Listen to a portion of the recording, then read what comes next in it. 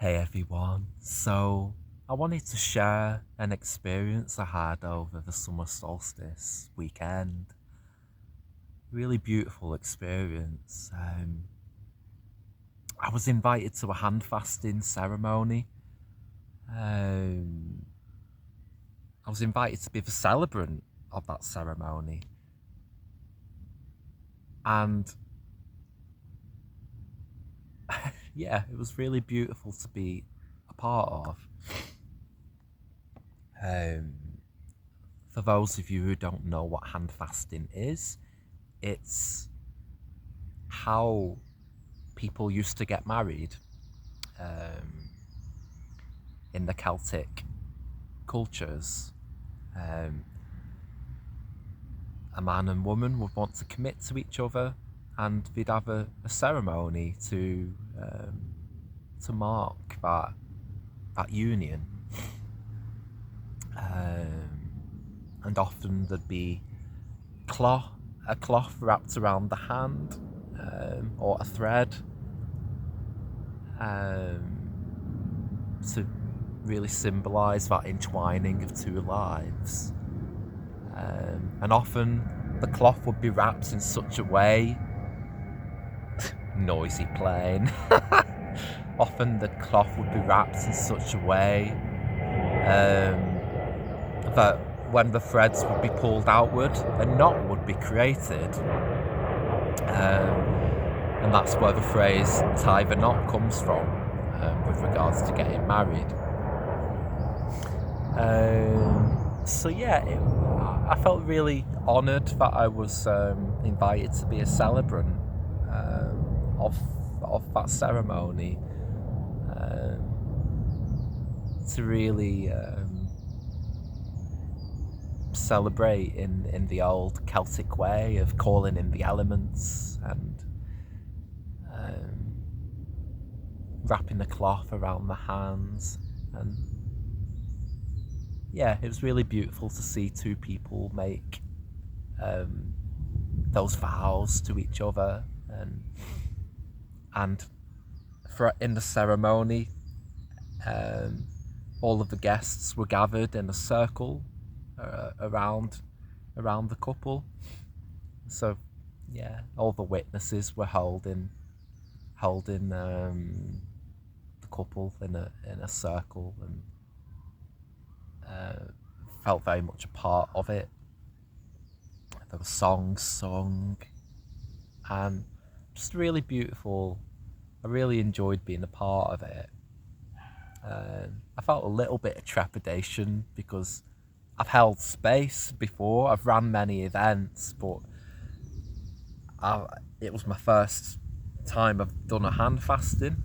Never been a celebrant before, and I was very aware that this was their special day, and I wanted to make sure it lived up to their, you know, expectations, or yeah.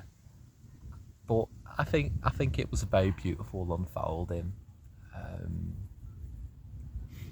and it excites me, that we can reclaim our Celtic heritage.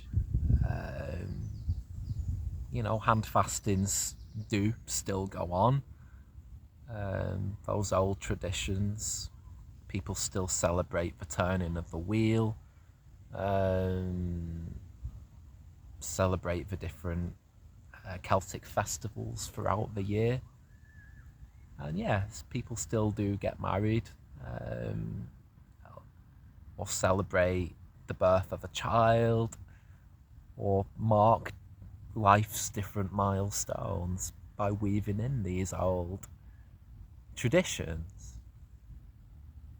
And I did say to the couple as we were planning the ceremony, like, it doesn't have to be exactly as it might have been celebrated hundreds or thousands of years ago. Like, we get to make our own rituals. We get to celebrate, and mark these occasions in the ways that feel right for us. So yeah, we can weave in the old um, traditions, the old ways of connecting to the land and the elements. If that's yeah, if certain traditions or ways resonate, that's beautiful. But you know, we have our own connection to the land now, so we can create new rituals too. Um,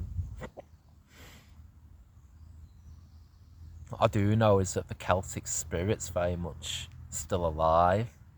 The land and the elemental energies are very much alive.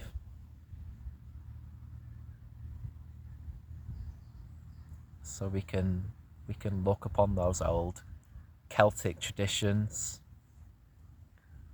as inspiration, and um, we can use them as ways to honour the land and mark these special occasions, such as a marriage, or even if we're just celebrating certain points on the wheel of the year. But we can create our own rituals too. And I think it's just beautiful that there's still that connection to the land and the elements, and it's actually it's actually been revived. Um, those old ways never truly died to begin with. I think they've always existed in the folk traditions of these lands and the European lands as well. And of course, other countries have their own indigenous traditions. So I think those folk traditions live on. They never truly died, and they're there for us all to reclaim.